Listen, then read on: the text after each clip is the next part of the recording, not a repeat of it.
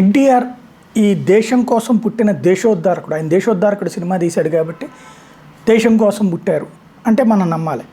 అదే సందర్భంలో ఆయన పెళ్లి చేసుకునేసి ఒక అమ్మాయికి మొత్తం రాష్ట్రం రాసిచ్చేస్తున్నాడంటే మనం నమ్మాలి. ఈనాడు ఏది చెప్తే అది నమ్మాలి. అదే తరహాలో ఉంటుంది వాళ్ళ వార్తల స్టైల్. తాజాగా చూస్తే ఒక పక్కన మీ ఓటుతో మొత్తం జీవితం నాశనం అయిపోతుంది, మీ ఓట్లన్నీ మొన్నటిదాకా ఏం చెప్పారు, ఓట్లన్నీ దొంగ ఓట్లు ఉన్నాయి, ఇది దొంగ ఓట్లని సృష్టిస్తున్నారు, అట్లాగే లేని వాళ్ళని తెప్పిస్తున్నారు అన్నట్టు. లేని వాళ్ళని ఎట్లా తెప్పిస్తారు? ఆకాశం నుంచి ఊడిబడి తీసుకొస్తారా? లేదు కదా.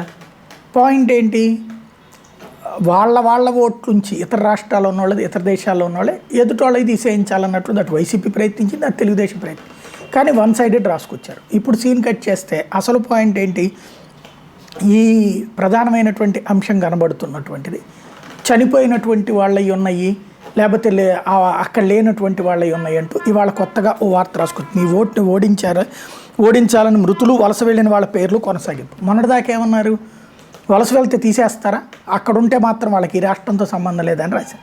చనిపోయినటువంటి వాళ్ళది వాళ్ళు వచ్చి అప్లికేషన్ పెట్టుకోలేరు కదా, అయ్యా నేను చచ్చిపోయాను దయచేసి నా ఓటు తీసేయండి అని. అది తీసేస్తున్న వాళ్ళ మీద రచ్చ చేశారు. ఇక్కడ లేని వాళ్ళకి సంబంధించి లేరని చెప్పేసి కంప్లైంట్ చేస్తే వాళ్ళ మీద వీళ్ళు కంప్లైంట్ చేశారు.